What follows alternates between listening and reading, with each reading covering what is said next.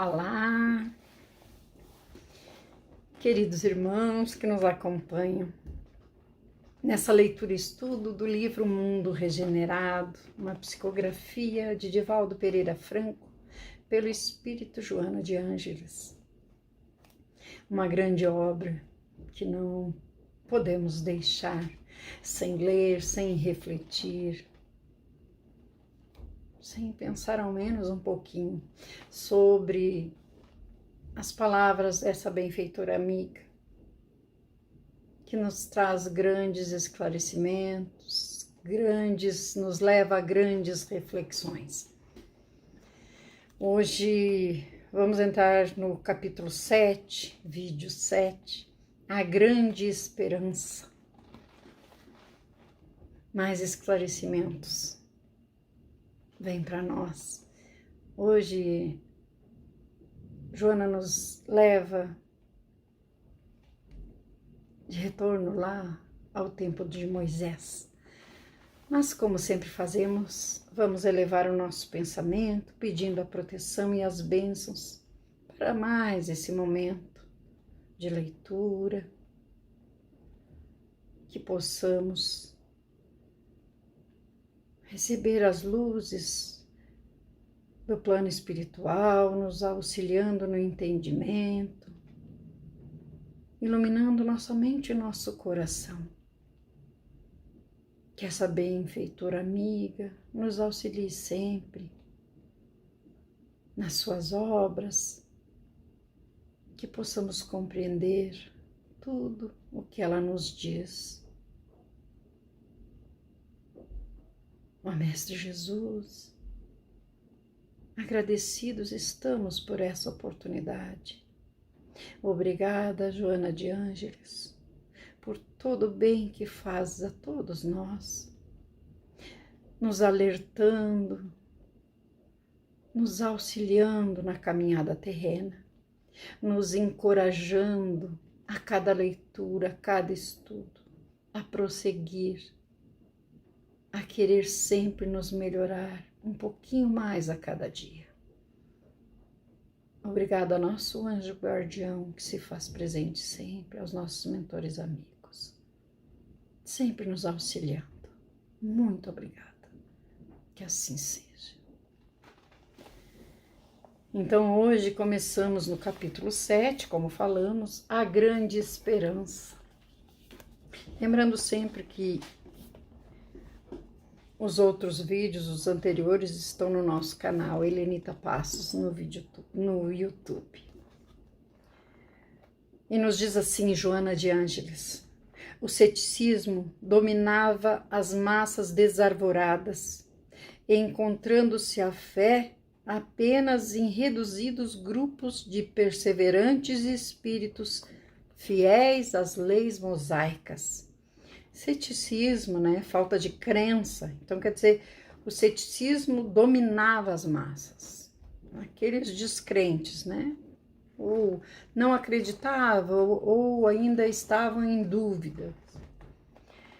E nos diz assim: Israel estorcer, contorcer-se de dor, de desespero, de aflição. Então, era um tempo bem complicado, e nós sabemos isso através da história. Então, Israel se contorcia de dor sob governos arbitrários e perversos, chegando ao cúmulo de ser comandado por insensíveis mandatários não judeus. As lutas políticas incessantes e os interesses inconfessáveis que lutavam em contínuas desavenças contribuíam para aumentar a miséria social e o desrespeito ao poder. A lei do mais forte era o que regia no momento. A submissão aos dirigentes do país facultava a dissolução dos costumes. Embora o templo de Jerusalém e as sinagogas espalhadas pelo território atraíssem o povo, estavam reservados aos privilegiados.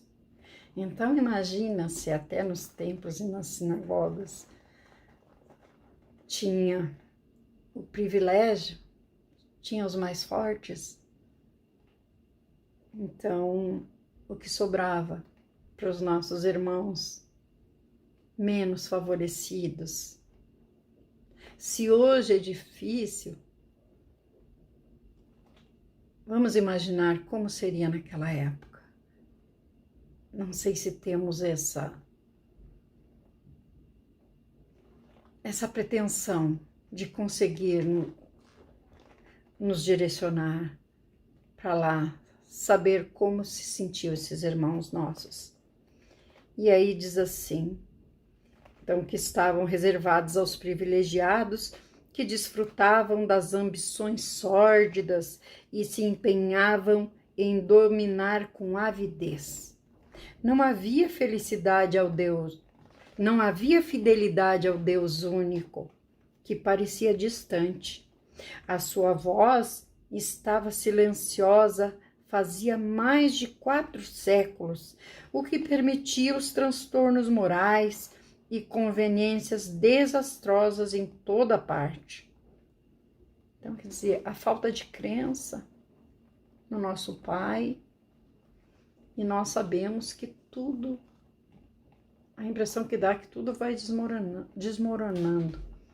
Porque quando nós acreditamos, nós temos a força, nós recebemos essa força para prosseguir, por mais difícil que seja a nossa caminhada. Bem poucos israelitas aguardavam que se cumprissem as promessas ancestrais da chegada do Messias. Acalentava-se, sem dúvida, que ele viria, porém, como um vingador terrível e inclemente, concedendo ao seu povo glórias e poderes transitórios, porque somente de natureza bélica e orgulhosa. Imagina a ignorância desses irmãos, achando que o Messias viria como um vingador, para se vingar. E Jesus vem só amor, e nos ensina e exemplifica, através do amor, da humildade. E aí aqui diz que, Joana nos diz, concedendo ao seu povo glórias e poderes transitórios, porque nós sabemos que o poder é transitório, porque somente de natureza bélica e orgulhosa. Então, quer dizer, o Messias viria causando a guerra, trazendo orgulho. Não, não. Naquele período em particular, Roma assenhoreara-se do mundo conhecido e as suas legiões implacáveis impunham-se vigorosas. Como resultado de lutas cruéis, o triunviro Pompeu, cada um dos magistrados da Roma antiga que formavam um triunvirato. E aí nos diz assim: por volta do ano 63 a.C., conquistou Jerusalém e mais tarde todo o país, que passou a ser governado no período de Júlio César, que nomeou procuradores para que se responsabilizassem pela Palestina, seguido por Antônio, que nomeou Herodes como governador da Judéia e da Pérea. Posteriormente, porém, Herodes foi nomeado pelo Senado romano rei dos judeus, e a dominação se estendeu até o século II depois de Cristo. Herodes, que passara a ser conhecido como o Grande, não era judeu, mas idumeu. Governou o país com crueldade, a ponto de ser um consumado homicida, que após matar sacerdotes, pessoas influentes da cidade, alguns dos próprios filhos e a esposa, Mariana, que era asmoniana, com o seu temor de uma revolução popular, fez-se temido e odiado. Então, ele,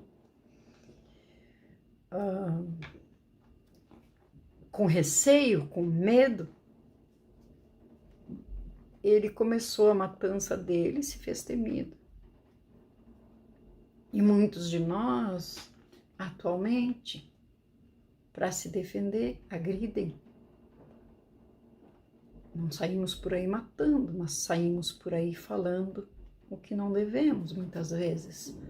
Então, por isso que falamos que quando trazemos, a Joana traz tanto benefício para nós, que nos leva a reflexionar e nos leva a trazer para a nossa atualidade. Muitos dos seus escritos, muitas dessas mensagens tão verdadeiras para nós. Em mecanismo de defesa, aquilo que falamos, para se defender, ataca. Em mecanismo de defesa, construiu diversos palácios, inclusive a fortaleza de Massada, em pleno deserto da Judéia. O seu governo de terror esteve sob o patrocínio do imperador Otaviano, que muito trabalhou pela paz de Roma em toda parte durante a sua governança. Nada obstante, Herodes prosseguiu com seu medo patológico, doentio, era um medo doentio, de perder o país para outro, instaurando perseguições que não cessaram durante todo o seu reinado. Então é aquilo, quando nós estamos, e isso muitas vezes ocorre, é uma doença, é uma patologia. E aí ele perseguia e matava. Não significa que estava sendo perseguido por A ou B, mas ele saía matando. Já ia antes, já ia na frente, caluniando a esposa de praticar adultério, obrigou a genitora a confessar o crime da filha, assim fazendo, sob ameaça de também perder a vida. Então, ainda mais isso. Obrigou a esposa a confessar o crime que a filha tinha cometido. Foi nesse período de turbulências incessantes e de terror em que o ser humano valia menos do que um animal de carga, misturando-se com a miséria moral de todo porte, foi que surgiu a esperança de salvação para a humanidade. A dor da plebe e dos agricultores que deixavam seus campos para procurar as cidades onde talvez pudessem encontrar pão e paz, fazia que os núcleos humanos nas urbes aumentassem incessantes e o crime, como o desconforto, se tornassem insuportáveis. Foi nessa paisagem humana que Jesus nasceu, silencioso como uma estrela que espalha luz e não produz ruído. Havendo seus pais elegido uma gruta calcária, onde os pastores das cercanias de Belém, de Judá, guardavam os seus rebanhos no inverno e nas noites frias, porque na cidade que aguardava o recenseamento não havia lugar. Metaforicamente, como ainda hoje, não há lugar para ele, pelas vaidades humanas e alucinações do orgulho vão. Podemos trazer para cá, quando ficamos, mais precisamente na época do Natal, nos preocupamos com o peru, com isso, com aquilo, com a ceia, e com o aniversariante muito pouco. Então, que não haja um peru, mas haja Jesus junto conosco. Que possamos lembrar em cada atitude nossa o que estamos fazendo para nos aproximar desse Mestre amado. Precisamos pensar, porque de nada valerá estarmos lendo, repetindo, pregando. Se não fizermos a nossa reforma íntima, se não tentarmos sempre estar nos aproximando do Mestre Jesus, não só na hora das orações, mas também nas nossas atitudes. Precisamos começar a praticar. E nos diz Joana, a psicosfera do planeta se alterou para um clima de harmonia possível. E os seres sublimes desceram à Terra não mais como conquistadores, e sim como pensadores, poetas, estatuário,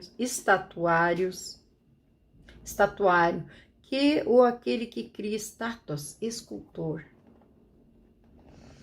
E nos diz assim, artistas em geral e até pacificadores. Iniciou-se um particular período na sociedade de Israel que ele, Jesus, produziu com as suas palavras e seus feitos. Então, Jesus já começou a fazer a mudança. Descendo de Nazaré, onde residia com seus pais, em Cafarnaum, convidou os companheiros que participariam da construção do reino de Deus nos corações humanos. Foi quando ele escolheu os seus discípulos, nos convidou para ser o pescador de homens, lembra? As suas palavras doces e candentes iluminavam as sombras da ignorância em toda parte, dando começo à vivência da verdade e dos sentimentos nobres, destruídos anteriormente pela insânia que dominava o país, pela demência, insanidade, loucura, né? Ele revolucionou a forma da convivência social e instalou o amor como a solução para todos os problemas da humanidade. E precisamos manter vivo esses ensinamentos do Mestre. Ele instalou o amor e o amor continua instalado, não mudou nada. As nossas leis mudam. As regras da sociedade muitas vezes mudam, os costumes mudam, mas os ensinamentos do Mestre não. Ninguém que o houvesse igualado, não houve ninguém, não é? Que o houvesse igualado. Seus conceitos, baseados nas leis e nos profetas, completavam-nos, oferecendo divino pábulo. Pábulo aqui significa aquilo que mantém, que sustenta, alimento, sustento. Então, completavam-nos, oferecendo divino alimento para a sustentação edificante das vidas. Claro, Jesus veio dar esperança aos sofredores, aos desesperados, aos aflitos. Ele trouxe luz. Seus feitos incomparáveis superam tudo quanto antes ocorrera e jamais sucederia no prolongamento dos tempos. Amou até o sacrifício pessoal, oferecendo-se ao martírio como jamais alguém o houvesse realizado. Desprezado, perseguido, infamemente julgado e crucificado, jamais se desdisse e tornou-se modelo e guia para todos os tempos do futuro. E após a morte, retornou em pujança de amor. Pujança, né? Grandeza, magnificência. Para que os seus discípulos não desanimassem no ministério.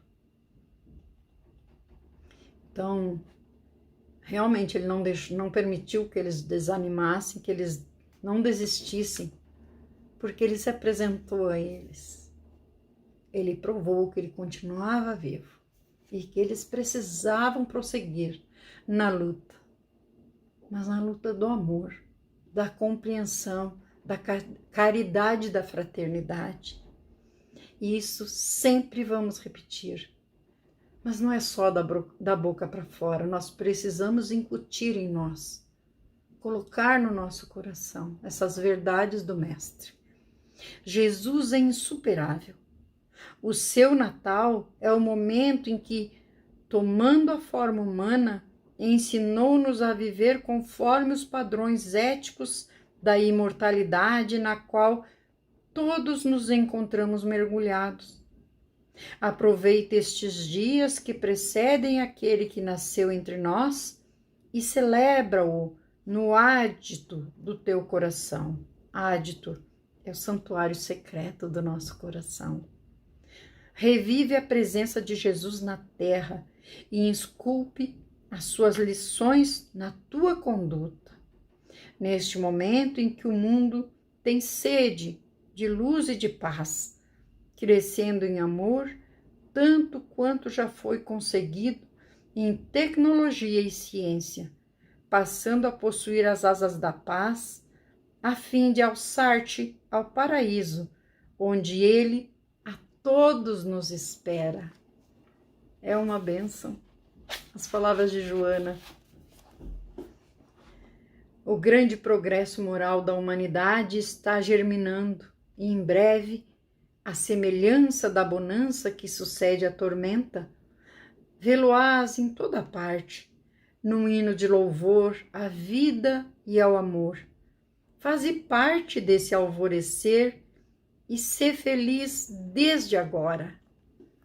Essa linda mensagem que Joana encerra este capítulo, nos dando esperança, nos dando coragem para prosseguirmos nessa caminhada terrena, lembrando que Jesus veio e não mais partiu.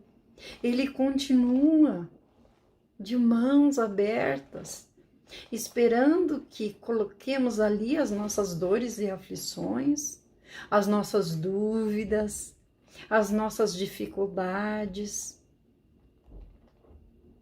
Quando nos sentimos na escuridão, que possamos lembrar desse Mestre que é luz, que é paz, que é amor. E ao pedirmos o auxílio, com certeza o amparo virá de alguma forma. E aqui encerramos esse capítulo, com muito amor. Um beijo no coração de cada um. Que o Mestre Jesus nos ampare hoje e sempre. Por tudo somos gratos, Mestre. Que derrames tuas bênçãos sobre cada um de nós, seus irmãos em humanidade.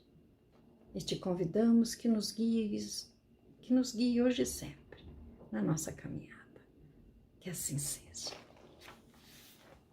Até o próximo capítulo, que é o capítulo 8, confia e espera.